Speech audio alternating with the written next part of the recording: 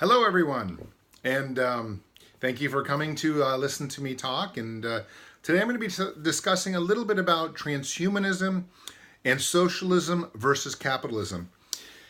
It seems to me, and this is based on an article that I recently wrote called Transhumanism is Under Siege from Socialism, and then the response from the community that no, transhumanism is not under siege, but they need more socialism in transhumanism.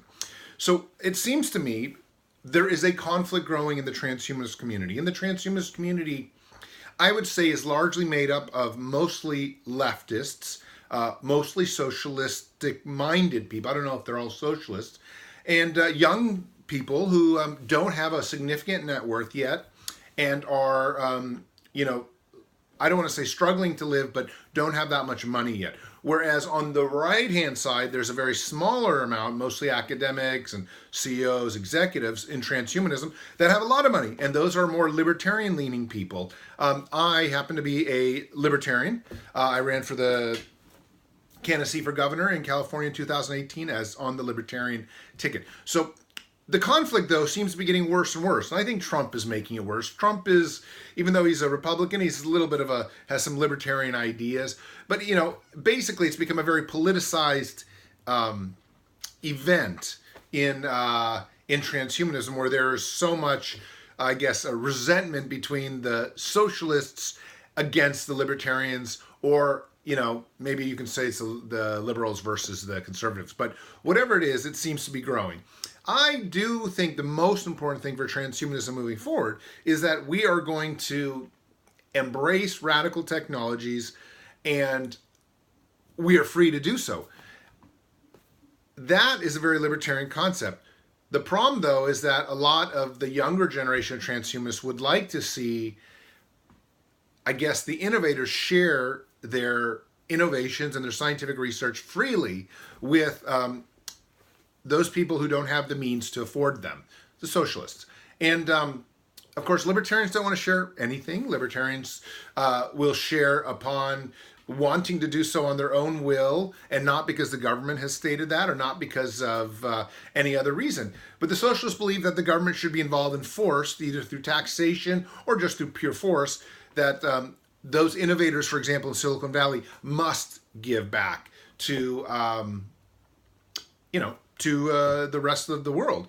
And again, this pits innovators versus those who, in my opinion, will just take freely and not necessarily contribute a lot. And of course, that's my subjective perspective as a libertarian. I do understand the conflict, though, and I don't want to get in too much trouble with my left-leaning friends. I'm friends with a lot of socialists.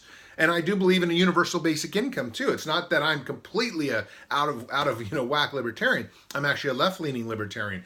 But I do think that full-scale socialism leads to something like Venezuela, and we have to be very careful of embracing that in the transhumanist community, a community that is based on innovate how you want, innovate where you want, do whatever you want to the human body. These are classic libertarian concepts. And they also apply in the economic world of transhumanism. I mean, transhumanism is poised to produce some of the very first billionaires and maybe trillionaires through artificial intelligence and genetic editing. These are concepts that only come about because capitalism is left alone to unravel the way it does, which is in a very competitive market.